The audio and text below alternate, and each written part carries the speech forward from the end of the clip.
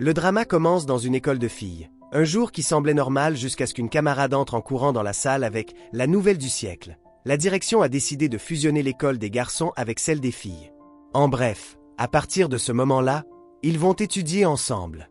Pour la plupart des filles, cela ressemble à une fête, des ragots, des romances et du chaos. Pour Jio Hara, cela ressemble à un énorme problème, parce qu'elle garde un souvenir très clair qui lui fait encore honte. 1 an plus tôt, Hara et sa meilleure amie Maria s'étaient introduites dans l'école des garçons pour y laisser des lettres de confession. Maria avait réussi à faire ce qu'elle voulait sans drame, mais Hara avait eu la malchance de tomber sur Woohyuk, le garçon le plus connu de l'équipe de natation, célèbre pour être froid, sûr de lui et peu patient avec les autres. Hara a pris peur, s'est enfuie sans remettre sa lettre et, depuis ce jour, elle a décidé une chose, pas de romance, pas de distraction et zéro, prince, de la natation. Seulement les études et l'avenir. Mais la vie ne lui facilite pas les choses. Hara essaie de convaincre ses camarades de ne pas devenir folle, que l'important est d'étudier, mais personne ne l'écoute. Elles lui disent qu'elles veulent profiter, que l'amour fait partie de la jeunesse et que si Hara veut vivre avec des livres, qu'elle le fasse.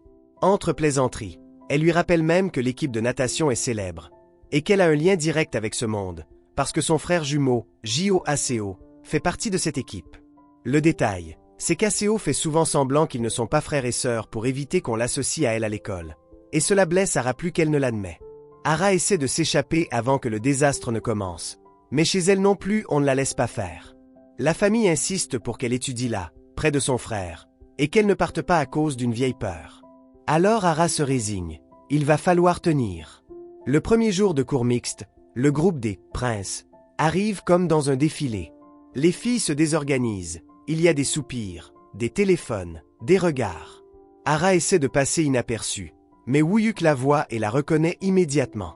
Pour lui, ce visage est inoubliable. La fille qui s'est introduite dans le bâtiment des garçons et s'est enfuie quand elle a été découverte. Hara, en revanche, fait semblant de ne rien comprendre, ni tout. Agit comme si c'était une autre personne et va même jusqu'à le traiter d'exagéré. Woohyuk le prend comme un défi. Il s'approche avec cette attitude de « je ne me trompe jamais » et la pousse avec sa version des faits. Hara, déjà fatiguée, lui fait clairement comprendre qu'elle ne veut pas de problème, qu'elle ne l'a pas vu et qu'il ne l'a pas vu, et que le mieux est que chacun continue sa vie. Pour finir, elle l'accuse d'être en couple et de lui parler comme si elle était quelqu'un d'important pour lui, alors que ce n'est pas le cas. Cela tombe très mal pour Woohyuk, parce que son orgueil n'a pas de bouton d'arrêt. Aseo assiste à l'échange et reste choqué, parce qu'il ne comprend pas pourquoi Woohyuk connaît sa sœur. Woohyuk, sans beaucoup de filtre, raconte ce qui s'est passé l'année précédente. L'intruse, la lettre, la fuite. Aseo devient mal à l'aise, surtout parce qu'il s'obstine encore à ce que personne n'associe Hara à son monde. En arrivant dans la salle de classe, Hara découvre que le destin a le sens de l'humour. Woohyuk est assis juste devant elle. C'est son nouveau camarade. Et pour couronner le tout, dans cette même classe se trouve Oh Yoon-young, une fille très appliquée, populaire et reconnue, qui est aussi la petite amie de Woohyuk. Ou du moins c'est ce que tout le monde croit. Yoon-young, en voyant Hara lui parler le matin, s'approche pour marquer son territoire avec finesse. Elle demande si elles sont amies. Hara le nie immédiatement. Yoon-young lui dit de ne pas s'inquiéter, que tout le monde sait qu'elle et Woohyuk sont ensemble et qu'elle ne va pas être jalouse d'une inconnue. Hara sent qu'on est en train de la jauger, alors elle s'enferme encore plus dans son plan. Silence, étude et distance. Quand la journée se termine, le chaos se confirme. Les garçons, excités d'être avec des filles, se comportent comme s'ils n'avaient jamais vu un couloir. Dans la bousculade, Hara finit par être poussé, tombe et se cogne. Woohyuk, au lieu de se montrer galant, lâche une moquerie typique de lui. Hara se relève avec le peu de dignité qu'elle peut sauver, l'ignore et s'en va, jurant qu'elle ne laissera pas ce type la détourner de son objectif. Pour rester occupée, Hara s'inscrit à des compétitions d'athlétisme, surtout des courses. Elle veut se démarquer par quelque chose qui lui appartient et construire un avenir loin des drames. De manière inattendue, Woohyuk s'inscrit aussi. C'est là qu'un autre fait apparaît. Il a quitté la natation à cause d'un problème de santé et sur recommandation médicale. La nouvelle se répand vite, parce que pour beaucoup il était impensable que le « prince de l'eau » abandonne son royaume. Hara ne comprend pas pourquoi lui, qui semblait auparavant intouchable, vient maintenant empiéter sur son terrain. En parallèle, Maria vit son propre roman. Elle, oui, profite de la vie sociale et sort avec Yoon Jae-beom, un garçon gentil qui s'entend généralement bien avec tout le monde. Lors d'une sortie, Gébeum et Maria essaient de pousser Ara à donner une chance à l'amour, en proposant des doubles rendez-vous et des présentations. Ara refuse fermement. Mais Maria, sans le vouloir, laisse échapper qu'Ara s'intéresse depuis longtemps à quelqu'un de l'ancien lycée de garçons. Ara rougit, a envie de la tuer du regard et coupe court au sujet, parce que la dernière chose dont elle a besoin, c'est que le passé recommence à la poursuivre. De retour à la maison, Ara monte sur le toit pour s'entraîner et tombe sur de la musique forte. Elle va directement réprimander son frère, mais en entrant, elle trouve Woyuk. Il est là comme si c'était la chose la plus normale du monde. Ara explose, pensant qu'elle devra désormais le voir à l'école et aussi chez elle. Woyuk reste lui aussi déconcerté en découvrant que c'est la maison d'Ara, et la situation empire quand ils découvrent tous les deux l'évidence. Aseo et Ara sont frères et sœurs, et lui avait caché cette relation à l'école. Aseo arrive pour calmer l'incendie, demande que leur lien de frères et sœurs reste secret au lycée et supplie Woyuk de ne rien dire en public. Woyuk accepte, non pas parce qu'il est un saint, mais parce que le drame familial l'intrigue et que, dans le fond, il respecte Aseo comme coéquipier. La cohabitation, évidemment, commence avec des frictions. Ara a l'impression que Woyuk envahit son espace. Woyuk a l'impression qu'Ara le juge. Elle l'accuse d'être arrogant. Lui répond qu'elle le poursuit même jusque chez lui. Lors d'une dispute, le malentendu de la lettre devient enfin clair. Woyuk a toujours cru que la lettre de confession était pour lui, et son ego s'est gonflé avec cette idée. Ara, fatigué, lui précise que cette lettre n'était pas pour lui, mais pour son ami Yoon-geuni, l'autre garçon de l'équipe qui lui a toujours semblé plus gentil. Là, Woyuk reste figé. Pour la première fois, il se rend compte qu'il n'était pas le centre de l'univers dans cette histoire. Et cette blessure, à son orgueil, reste plantée en lui. Le lendemain, Ara s'entraîne sur la piste et Woyuk commence à courir à côté d'elle comme si c'était une compétition personnelle. Il a de l'endurance, mais elle pratique cela depuis des années. Alors elle le dépasse grâce à sa technique et à sa constance. Woyuk se pique, accélère davantage, et soudain s'effondre. Ara prend vraiment peur, court l'aider et l'emmène à l'infirmerie. Aseo arrive alarmé et ne comprend pas comment un athlète pareil peut tomber après une courte course. Woyuk essaie de faire le fort, mais son corps ne suit pas. Cette chute ouvre la porte au grand secret. Woyuk traîne un sérieux passé médical.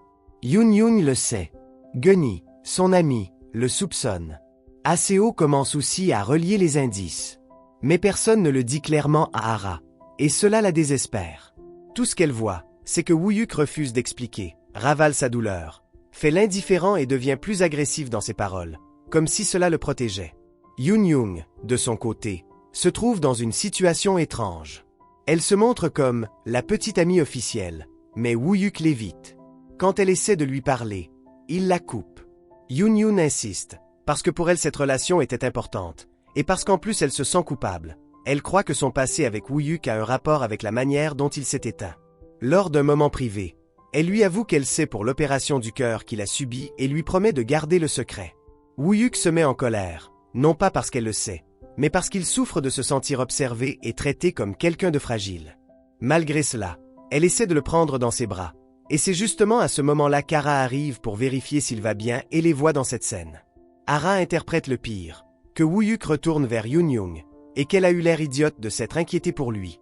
Dans cette même ambiance apparaît Geuni, qui voit aussi la situation et semble jaloux. Pour lui, Yoon a toujours été une fille spéciale, mais elle s'est concentrée sur Woyuk. Geuni a gardé ses sentiments pour lui par loyauté envers son ami, mais cela lui pèse de plus en plus.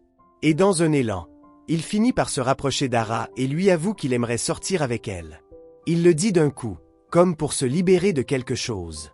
Ara reste paralysée, parce que Geuni était justement le garçon qu'elle admirait depuis longtemps, celui qui avait motivé cette lettre de confession qui n'est jamais arrivée à destination. Elle ne comprend pas comment, soudainement, il la regarde de cette manière. L'école, comme on pouvait s'y attendre, sans le drame. Le chat de groupe se remplit de rumeurs, que Geuni va sortir avec quelqu'un, que la fille est Ara, qu'une nouvelle romance arrive. Maria, loin d'éteindre l'incendie, dit à Ara d'en profiter, que cette occasion ne se présente pas deux fois. Ara se sent partagée. D'un côté, cela l'enthousiasme que Geuni la remarque. De l'autre, tout lui semble aller beaucoup trop vite. Woyuk, pendant ce temps, ravale sa colère. Cela l'agace qu'Ara soit proche de Geuni. Cela l'agace qu'elle paraisse heureuse quand il lui parle. Et cela l'agace encore plus de découvrir que, sans le vouloir, lui-même fait de plus en plus attention à Ara. Alors il commence à la taquiner, à chercher des disputes idiotes, à lancer des commentaires piquants, n'importe quoi qui lui permette d'être près d'elle sans admettre qu'il veut être près d'elle. Au milieu de ces regards croisés et de cette tension, Woo-Yuk finit par courir avec Ara pour éviter qu'un professeur ou le directeur ne les voie dans une situation compromettante.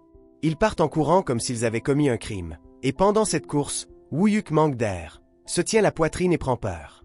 Ara le soutient, et là, sans filtre et le cœur battant, Woo-Yuk lui lâche qu'elle lui plaît. Pas comme un jeu, pas comme un défi, pour de vrai. Ara reste figée.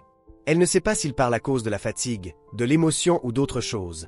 Alors elle se montre dure, le réprimande, lui dit de se calmer, et fait semblant de n'avoir rien entendu. Après cet épisode, tous les deux essaient d'établir des règles. Ils se traitent comme des amis, presque comme des frères et sœurs, pour que personne ne parle. Ara insiste sur le fait qu'elle n'est pas prête pour une relation, qu'elle veut se concentrer sur ses études et le sport. Woo-Yuk accepte en apparence, mais à l'intérieur il reste tout aussi confus. Pendant qu'Ara vit ce désordre, Maria commence à avoir des problèmes avec Aseo. Aseo, qui au début faisait le drôle et jouait, avec l'idée d'entrer dans sa vie, finit par trop se rapprocher. Maria a un petit ami, et Aseo franchit les limites avec ses blagues et ses attentions. Le petit ami, Gébeum, devient jaloux. Maria se fatigue des scènes, explose, et pour la première fois Aseo reçoit le choc de la réalité. Ce n'était pas seulement un jeu, et il a blessé quelqu'un qui comptait pour lui. Le drame monte lorsque Woo-Yuk s'effondre à nouveau, cette fois pour de vrai. Ara pense d'abord qu'il plaisante, mais en voyant qu'il ne réagit pas, son monde s'écroule.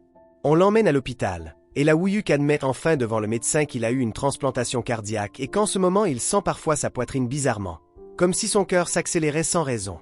Le médecin, après l'avoir examiné, ne trouve pas de défaillance mécanique et d'un ton calme, laisse tomber ce que personne n'attendait. Le corps réagit ainsi quand il y a des émotions fortes, quand quelqu'un tombe vraiment amoureux. Woo-Yuk comprend le message sans avoir besoin d'autres indices. Son cœur ne dysfonctionne pas. Il répond à ce qu'il ressent pour Ara. Aseo apprend lui aussi l'existence de l'opération et se sent coupable d'avoir jugé Woo-Yuk pendant si longtemps. Il l'a toujours vu comme un type prétentieux, mais n'imaginait pas qu'il portait quelque chose comme ça. Gunny, en l'apprenant, reste glacé. Pour lui, Woo-Yuk était le coéquipier qui ne se brisait jamais. Maintenant il comprend pourquoi il a quitté la natation et pourquoi il est devenu plus agressif. C'était une armure. L'entraîneur de l'équipe de natation, obsédé par l'idée de gagner un championnat, insiste pour que Woo-Yuk retourne dans l'eau afin de concourir aux côtés de Gunny. Woo-Yuk refuse, parce qu'il connaît le risque. L'entraîneur met la pression, l'école met la pression, les amis mettent la pression. Woo-Yuk encaisse, mais l'idée de concourir une dernière fois le poursuit, surtout parce qu'il sent qu'il a perdu son identité en quittant la natation. Gunny, quand il comprend enfin toute la vérité, se met d'abord en colère à cause du secret, puis baisse sa garde et accepte de s'entraîner avec lui sous certaines conditions, en essayant de le protéger. Pendant un entraînement, Woo-Yuk pousse son corps trop loin. Gunny prend peur, l'emmène encore chez le médecin, et là l'inévitable se confirme. Il y a des limites qu'on ne peut pas forcer sans conséquence. Ara arrive à l'hôpital et éclate en sanglots en voyant Woo-Yuk si fragile. Dans sa tête, l'idée de ne pas s'impliquer s'effondre. Elle se rend compte que, même si elle essaie de le nier, il compte pour elle. Beaucoup. Pendant ce temps, Yoon-Yoon vit elle aussi sa propre conclusion. Elle se rapproche de Gunny et le console lorsqu'il se sent coupable d'avoir laissé Woo-Yuk s'entraîner. Au fil de conversations honnêtes, Yoon-Yoon enlève le masque de la « petite amie parfaite » et admet qu'elle s'est accrochée à Woo-Yuk par culpabilité et habitude, et non par amour véritable. Gunny, qui a toujours été là, commence à prendre une place différente dans sa vie, mais tous les deux avancent lentement. Avec Maria et Aseo, il se passe quelque chose de semblable. Elle découvre qu'Aseo éprouvait vraiment quelque chose, mais qu'il l'a très mal géré. Quand Maria l'affronte, Aseo ne sait pas se défendre. Il n'a plus de blagues, plus d'arrogance. Et cela, même si cela ne répare pas immédiatement les dégâts, ouvre une porte à sa croissance. Avec Woo-Yuk en convalescence et le groupe plus uni, un moment de tranquillité arrive. Ara recommence à s'entraîner, recommence à étudier, et recommence aussi à rire, même un peu. Woo-Yuk, pour la première fois, cesse de l'attaquer avec ses commentaires et se contente de la regarder, comme s'il n'avait plus l'énergie de feindre l'indifférence. Dans ce climat, Woo-Yuk décide qu'il ne va plus continuer à fuir. Il s'approche d'Ara sans spectacle, sans pression publique, et lui avoue une nouvelle fois ce qu'il ressent, mais cette fois calmement, qu'elle lui plaît, que cela lui a fait mal de la voir proche d'autres garçons, que c'est pour cela qu'il a agi comme un enfant, et que la peur de la perdre l'a frappée plus fort que n'importe quelle blessure. Hara l'écoute en silence. Son premier réflexe est de redire non, par habitude, par peur, par orgueil. Mais elle se souvient de l'hôpital, des chutes, de la vitesse à laquelle la vie peut changer. Et elle comprend que, même si elle ne cherchait pas à tomber amoureuse, elle y est déjà. Hara accepte d'essayer. Elle ne promet pas une romance parfaite. Elle ne vend pas une histoire de cinéma. Elle accepte simplement de donner une vraie chance à cette relation, d'avancer pas à pas, sans mensonge. Woo-Yuk reste choqué une seconde, puis sourit comme il ne l'avait pas fait depuis qu'il l'a connu. Pour la première fois, son « prince » paraît humain. Même si Hara accepte d'essayer, elle ne change pas de personnalité du jour au lendemain. Elle reste sérieuse, elle pense toujours d'abord à ses objectifs. Et c'est pour cela qu'elle pose des conditions claires. Pas de scandale à l'école, pas d'étalage de leur relation sur les réseaux. Et surtout, pas question de laisser la romance dévorer l'avenir de l'un ou de l'autre. Woo-Yuk, qui auparavant agissait comme si tout était simple, est surpris de découvrir qu'Hara n'est pas une fille qui fond devant de jolies paroles. Avec elle, il faut prouver, prendre soin et respecter le temps de l'autre. Et, aussi étrange que cela puisse paraître, ce défi lui plaît plus que n'importe quelle compétition. De l'extérieur, les gens commencent quand même à remarquer certaines choses. Non pas à cause de grandes démonstrations d'affection, mais à travers de petits détails. Woo-Yuk la regarde quand Hara arrive fatiguée de l'entraînement, lui tend de l'eau sans rien dire, devient nerveux quand quelqu'un la bouscule dans le couloir, et oublie même son rôle de garçon froid quand elle rit. Hara change elle aussi, même si elle le nie. Les journées lui pèsent moins. Il lui est plus facile d'étudier parce que son esprit cesse d'être en mode défense. Et pour la première fois, elle sent que quelqu'un la comprend sans lui demander d'être différente. Le problème, c'est que la relation naît dans le même endroit où tout le monde parle. Yoon-Young, qui remarquait depuis longtemps que Woo-Yuk s'éloignait, comprend vite ce qui se passe. Elle ne fait pas de scène devant tout le monde, mais le coup se voit. Pendant des semaines, elle a essayé de maintenir l'idée qu'il restait encore quelque chose. Et lorsqu'elle voit Woo-Yuk prendre soin d'Hara avec une tendresse qu'il ne lui a jamais montrée à elle, elle se sent remplacée, non seulement comme petite amie, mais aussi comme personne. Pendant ce temps, Gunny vit une période inconfortable. Il avait dit qu'il voulait sortir avec Hara, et même si elle ne lui a jamais donné un « oui » clair, elle ne l'a pas non plus arrêté avec un « non » immédiat, parce qu'elle était complètement perdue. Quand Woo-Yuk se confesse et qu'Hara accepte, Gunny se retrouve en suspens. Il ne veut pas être l'ami qui s'interpose, mais il ne peut pas non plus éteindre ce qu'il ressentait, parce qu'Hara était la première fille qu'il a regardée sans le traiter comme un trophée de natation.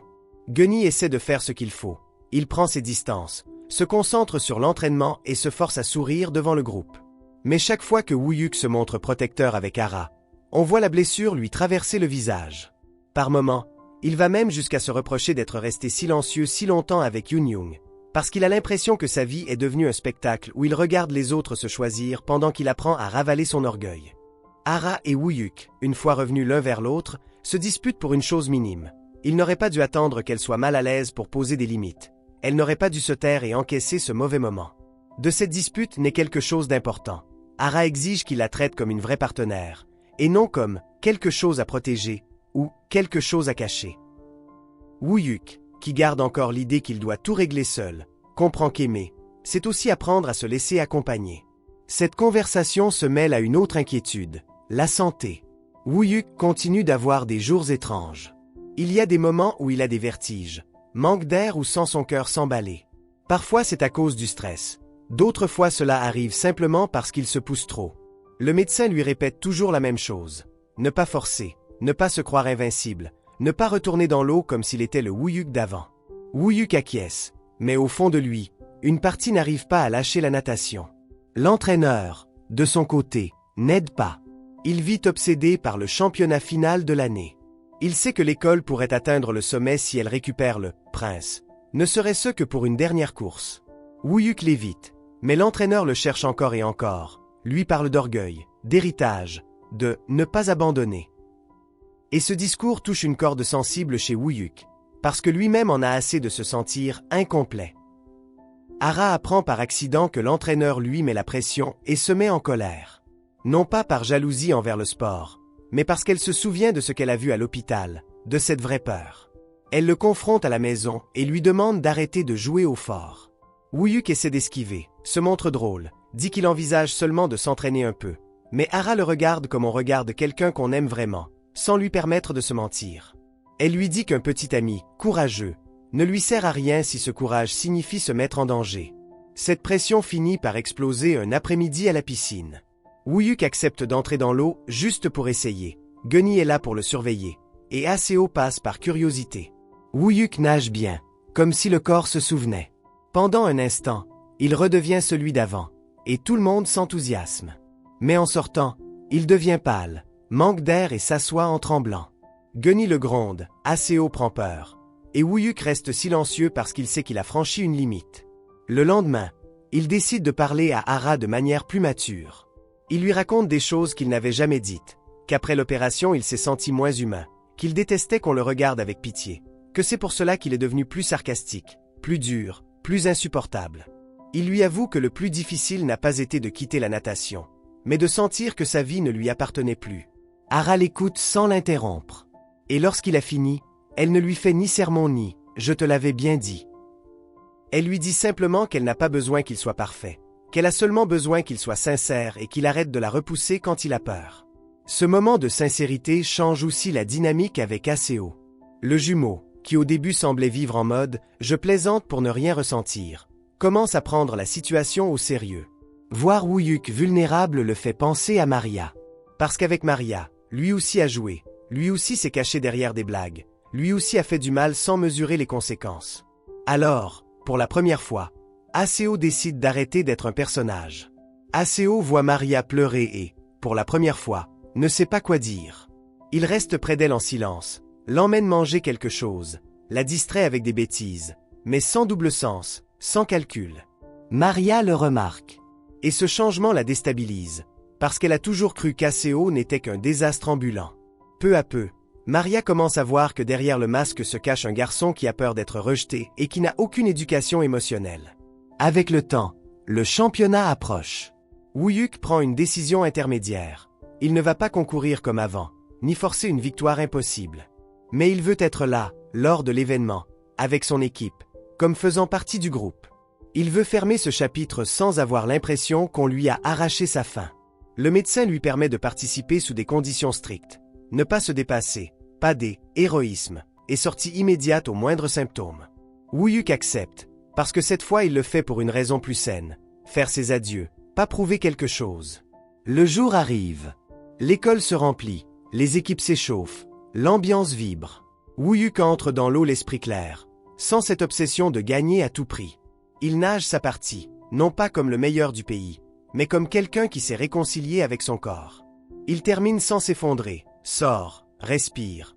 Et après l'événement, la relation entre Ara et Woo-Yuk devient plus réelle. Non pas parce qu'ils ont gagné, mais parce qu'ils ont survécu à la peur sans se détruire. Woo-Yuk apprend à demander de l'aide. Ara apprend à dire ce qu'elle ressent sans tout ravaler. Et quand la nuit arrive, loin du bruit, Woo-Yuk la remercie d'être restée. Elle lui répond qu'elle est restée parce qu'elle a voulu, non par pitié, et que c'est précisément la différence entre une romance vide et une romance qui a de la valeur. À la fin, chacun prend son propre chemin. Ara reste concentrée sur son avenir, avec plus de confiance et moins de peur de la vie sociale. Woo-Yuk s'adapte à une vie où son identité ne dépend pas d'une piscine. Gunny cesse de vivre dans la comparaison et se permet d'espérer quelqu'un qui le choisira sans hésiter. Yoon se réconcilie avec son orgueil et apprend à lâcher prise. Maria, bien qu'encore en train de guérir, commence à voir en Aseo une amitié qui pourrait devenir quelque chose de plus s'il continue à prouver qu'il a changé. Et ainsi, entre examens, entraînements, fêtes maladroites et conversations honnêtes, l'histoire se termine sur une idée claire. Le véritable prince n'est pas celui qui gagne le plus, mais celui qui apprend à ne plus fuir et à rester quand la vie devient difficile. Et son histoire laisse une sensation douce et pleine d'espoir. Fin du drama.